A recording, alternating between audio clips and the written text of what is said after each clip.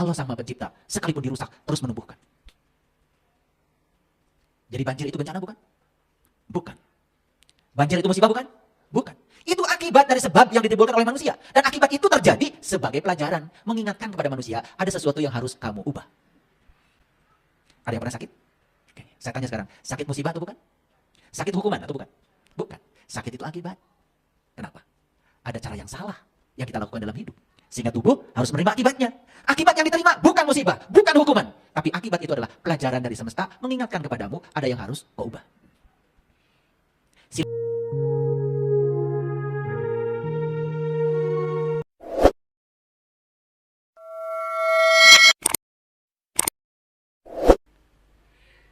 Allah selalu mengubah keadaan yang buruk menjadi baik.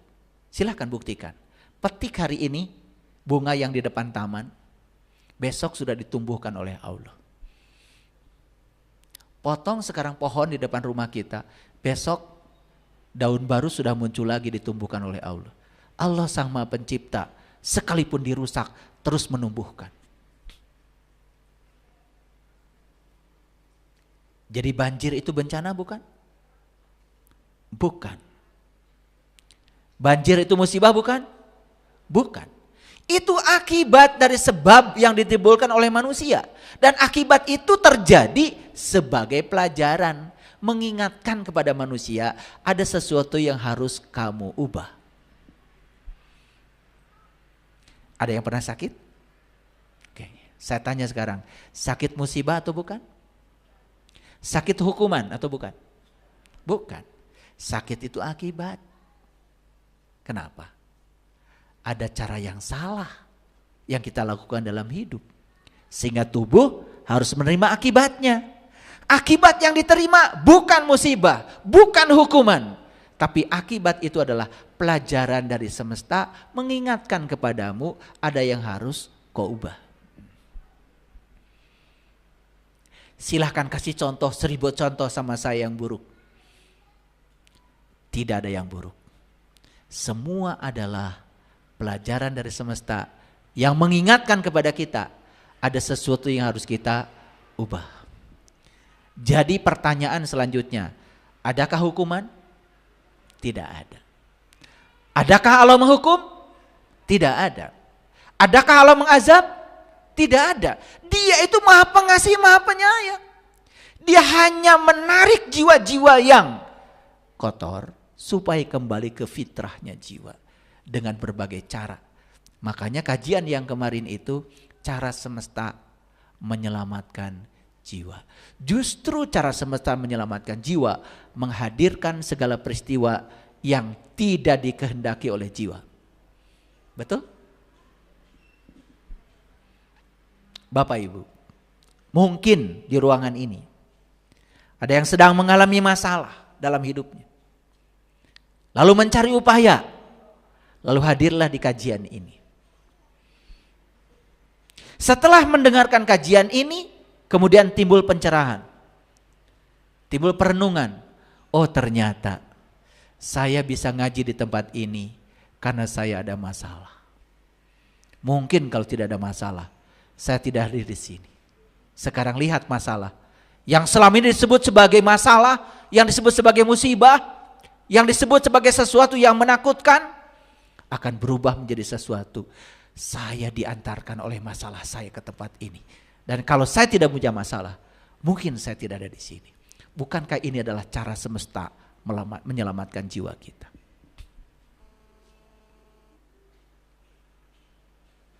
Nah, kemudian apa kaitannya ayat ini ya dengan hasil riset yang saya sampaikan tadi?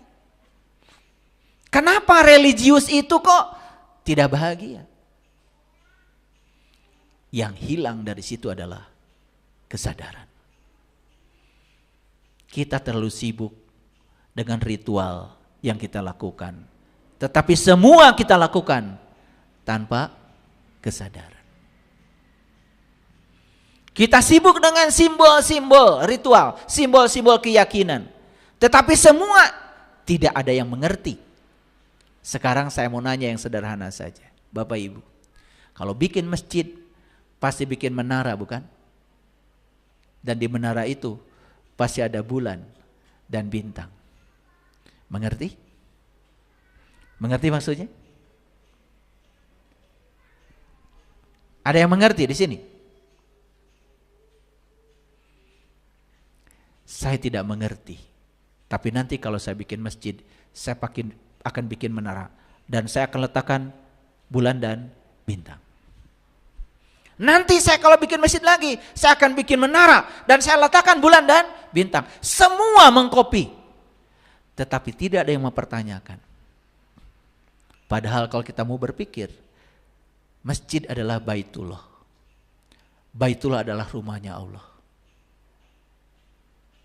Dan masjid adalah simbol dari Baitullah, bukan Baitullah yang sebenarnya. Kalau ini simbol dari Baitullah, lalu Baitullah yang sebenarnya yang mana? Masjid yang sebenarnya yang mana? Di sini ada simbol, ada menara. Menara tinggi apa rendah? Tinggi. Ternyata kita harus melakukan proses pencapaian ke tempat yang tinggi. Dan puncak pencapaian di tempat yang tinggi adalah bulan dan bintang. Kembali baca Quran, bagaimana Nabi Ibrahim mencari Tuhan. Ternyata Nabi Ibrahim bertemu bintang. Setelah itu bertemu bulan. Setelah itu bertemu matahari. Setelah bertemu matahari, apa yang beliau katakan? Inni wajjahtu wajhiya lilladzi fataras samawati wal ard hanifan wa ma ana minal musyrikin. Aku bukan lagi termasuk orang-orang yang musyrik. Aku tidak termasuk orang-orang yang selingkuh pada Tuhan. Aku tidak menduakan Tuhan lagi. Aku sudah mencapai kalimat la ilaha illallah. Kalau begitu, pertanyaannya, di mana bintang yang dilihat Ibrahim? Di mana bulan yang dilihat Ibrahim? Di mana matahari yang dilihat Ibrahim? Kalau bintang, bulan, dan matahari yang dilihat adalah seperti yang kita lihat di alam semesta, di luar diri kita. Dari kecil Ibrahim sudah lihat itu. Pernah bertanya? Di mana itu? Di mana itu? Dan kenapa kalau ada masjid, ada menara? Menara dibuat setinggi-tingginya. Dan di puncak menara adalah bulan dan bintang.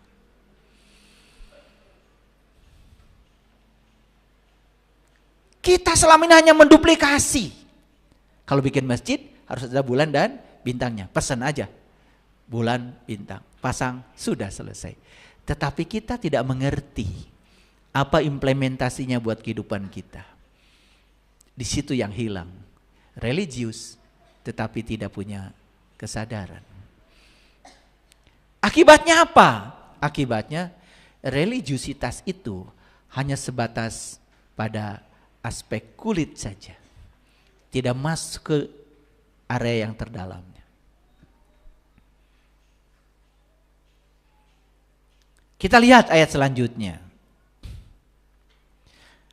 Bagi mereka ada berita gembira di dalam kehidupan di dunia dan di akhirat. Hadirin, perhatikan ayat ini. Lahumul busyra fil hayati dunya wa fil akhirah. Berita gembira ini dua. Untuk kehidupan dunia dan kehidupan akhirat. Jangan lagi ada kata-kata, gak apa-apa saya di dunia gak bahagia. Karena saya nanti bahagianya di akhirat. Jangan ada yang begitu lagi. Bahagia itu harus dari sekarang. Kalau di dunia bahagia, pasti di akhiratnya bahagia. Karena yang menentukan hari esok itu adalah apa yang kita lakukan hari ini. Gak mungkin hari ini tidak bahagia, tiba-tiba besok menjadi bahagia. Mohon maaf. Saya menyitir salah satu ayat dalam satu kitab suci. Mohon maaf kalau alergi dengan ini. Dalam satu kitab suci dikatakan, tidak ada yang bisa masuk surga kecuali mereka yang sudah turun dari surga. Jadi kalau nanti ingin masuk surga, berarti sekarang kita harus sudah tinggal dalam surga. Di sini harus sudah tinggal dalam surga.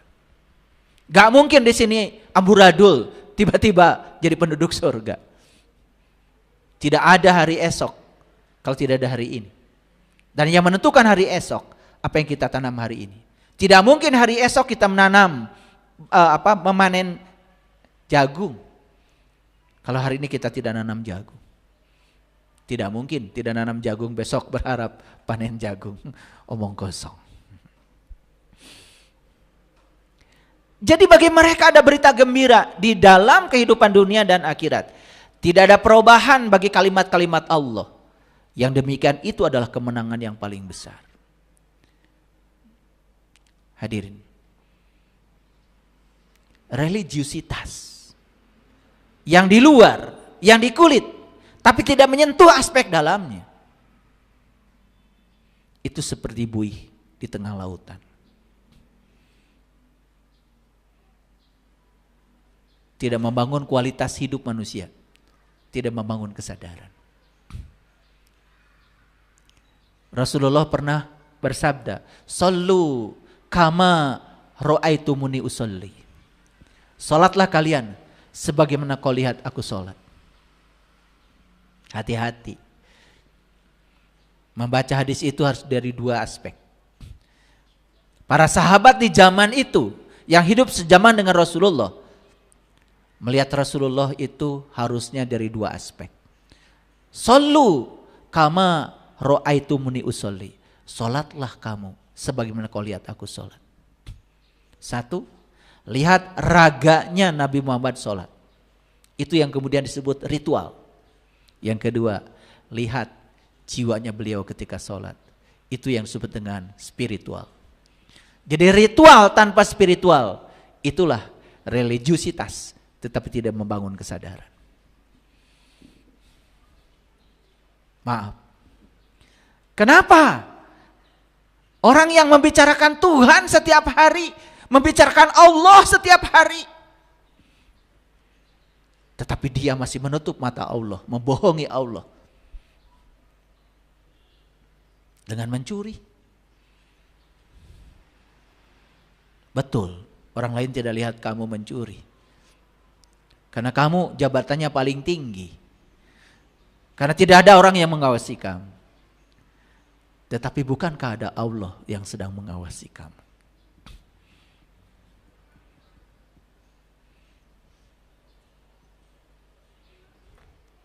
Itu yang tidak ada. Hilang. Ruhnya hilang. Hilang spiritnya. Hilang energinya.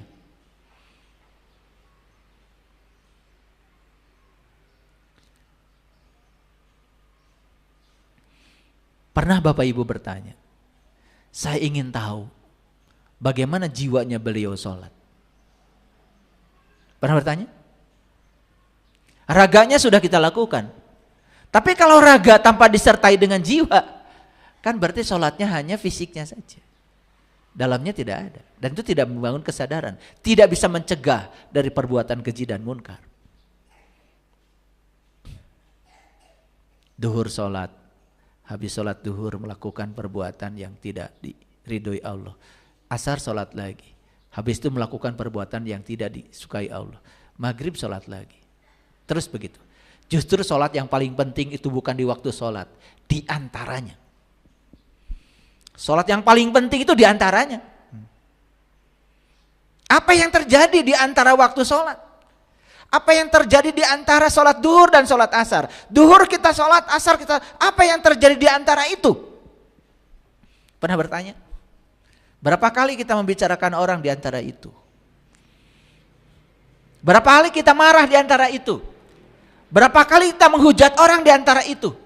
Berapa kali kita menyakiti hati orang dengan kata-kata di antara itu?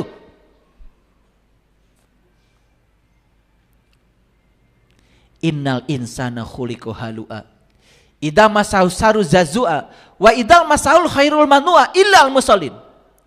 Sesungguhnya manusia itu punya sifat kikir dan mudah berkeluh kesah. Apabila ia ditimpa sesuatu yang tidak dia sukai, dia akan protes. Apabila dia diberikan sesuatu yang dia sukai, dia akan diam, sombong, bahkan kikir. Illal musallin, kecuali orang yang sholat. Yang mana sholatnya? Dijelaskan di ayat itu. Yang sholatnya terus menerus. Coba, kalau sholat yang dipahami oleh kita, yang ada rukunya, yang ada sujudnya, yang seperti itu, terus menerus. Jadi apa kita ini? Kalian nikah, punya suami, dua-duanya sibuk aja. Yang ini terus menerus sholat, ini terus menerus sholat. Sampai tidak ada kesempatan buat tidur. Gak ada anak. Betul gak? Itu bahasa Quran loh. Ya. Jadi ternyata sholat itu kata Allah harus dilakukan terus menerus. Nah kalau sholat yang dilakukan terus menerus itu sholat seperti yang kita kenal secara syariat. Yang takbiratul ihram, ruku, sujud dan sebagainya. Kalau itu terus menerus dilakukan, kita semua tidak ada gunanya hidup. Makanya perintah Quran mendirikan sholat. Ternyata sholat itu aqimis sholata li zikri. Dirikanlah sholat untuk mengingatku. Untuk mengingat dia harus bangkit dulu, harus sadar dulu. Makanya tidak ada kewajiban untuk sholat untuk orang yang mabuk. Mabuk itu bukan berarti minuman alkohol. Itu jelas mabuk. Tapi orang yang sedang minum seperti itu boro-boro ingat sholat. Tapi kita ini yang tidak bisa ingat kepada Allah, pada dasarnya itulah mabuk yang sebenarnya. Akhirnya ketika sholat mabuk, pikiran jalan-jalan kemana-mana. Bagaimana bisa mencegah perbuatan keji dan munkar? Sekarang mulai terjawab, kenapa religius tapi tidak bahagia? Mulai terjawab? Mulai terjawab? Oke. Ada yang hilang kan? Hilang apanya? Hilang isinya. Karena selama ini kita terlalu sibuk ngurusi bungkusnya. Bungkusnya terus diurus, isinya tidak ada. Saya sering bertanya yang sederhana sekali. Nabi Muhammad itu Isra Mi'raj dulu, sholat dulu. Apa jawabannya? Isra Mi'raj dulu. Jadi Nabi Muhammad itu ketemu dulu, nyembah dulu.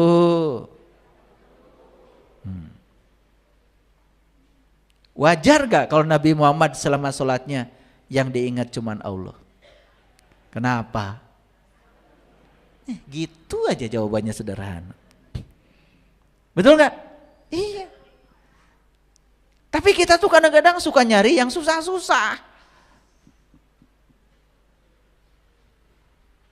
Sok atuh.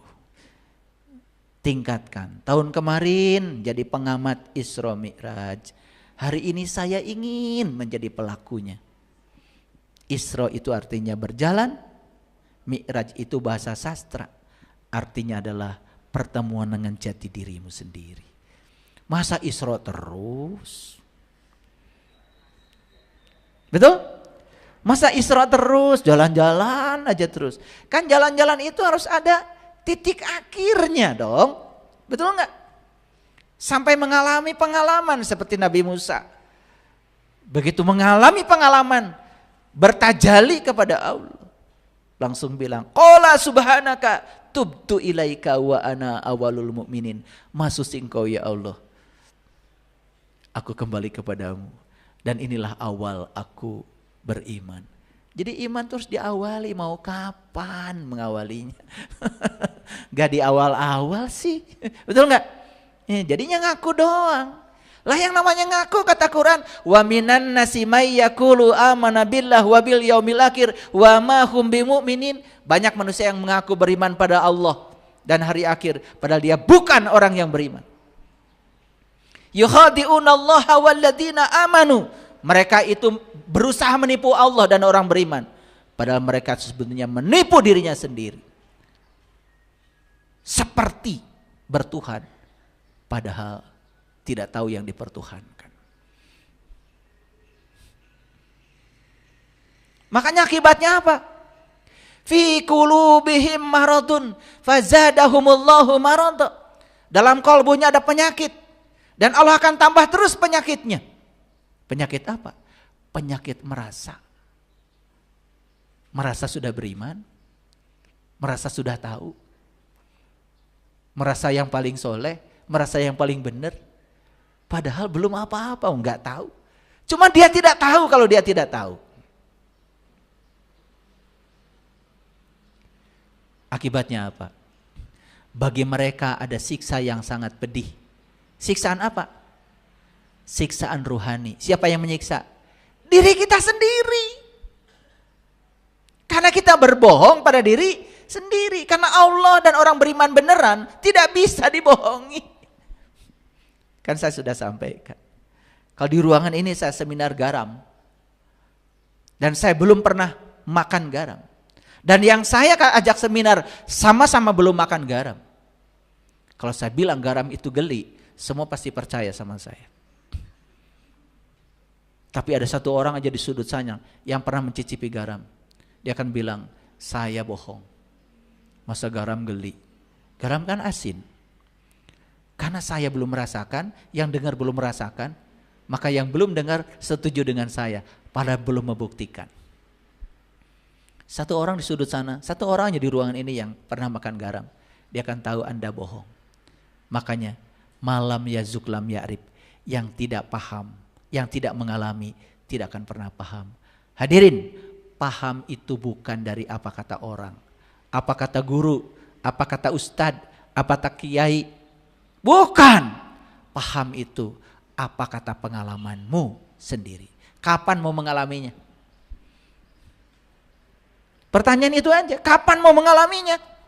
Mau terus di permukaan? Tidak mau masuk ke dalam? Saya membayangkan 10 negara yang paling bahagia di dunia tadi. Padahal mereka itu tidak pernah bicara Tuhan, tidak bicara agama. Tapi mereka bahagia. Bayangkan kalau mereka menjalankan agama. Menjalankan agama. Mereka bertuhan. Kayaknya bahagianya kayak apa tanpa batas. Jadi saya bukan berarti mengatakan bahwa oh lebih bagus tidak beragama kayak mereka. Bahagia, bukan begitu. Mereka tidak beragama, tidak bicara Tuhan, tapi bahagia. Kenapa? Mereka saling menjaga, saling menghormati, toleran. Bayangkan kalau mereka diajarkan agama ya, paling agama yang rahmatan lil alamin, kayaknya mereka luar biasa.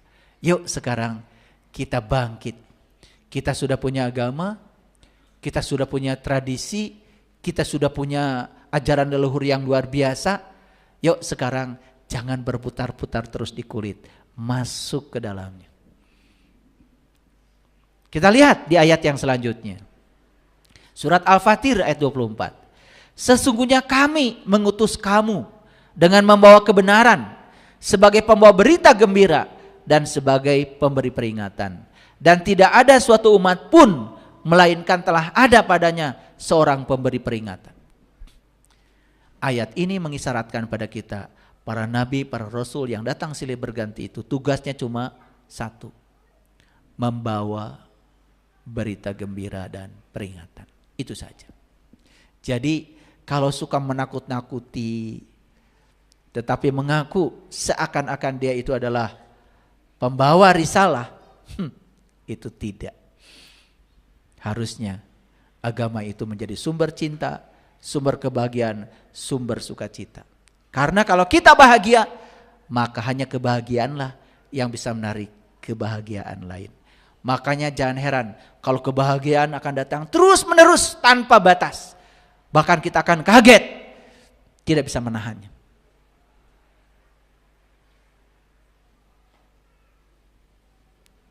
Bersih sebagian daripada iman, setuju?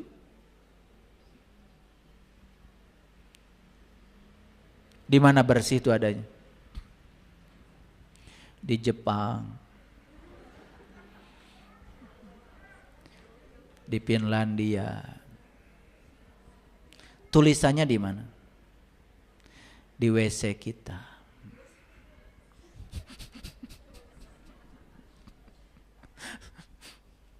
Tuh. Masa kita kebagian tulisannya aja? Betul gak? Masa kita tidak mau mewarisi kenyataannya? Betul gak? Di Jepang itu bahkan orang Indonesia yang pergi ke sana tiba-tiba menjadi bersih. Karena mau buang sampah, tempat sampahnya tidak ada. Akhirnya disakuin. Tapi pulang ke Indonesia karena teman-teman yang lain juga membuang sampah dari kaca mobil, yang ngikutin lagi. Jadi sebetulnya ini kan perlu kesepakatan bersama, bukan? Setuju?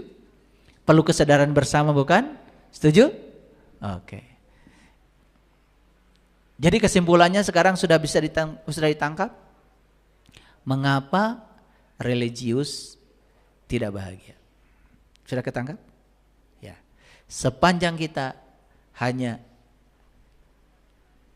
mengukir diri kita di luar, dibedakin dari luar, maka kita semuanya akan menjadi diri palsu. Dan kita tidak menyentuh esensi terdalamnya diri kita. Oleh karena itu, yuk meniti ke dalam diri, kenali dirimu. Karena siapa yang kenal dirinya, dia akan kenal pada Tuhannya. Dan siapa yang mengenal Tuhan, pasti akan menempatkan Tuhan pada tempat yang benar, dan hidupnya pasti berkelimpahan. Saya jamin. Siapapun orang yang sudah sampai di titik itu kesadarannya, dia akan menjadi sumber cinta, sumber sukacita bagi semua makhluk. Terima kasih. Assalamualaikum warahmatullahi wabarakatuh.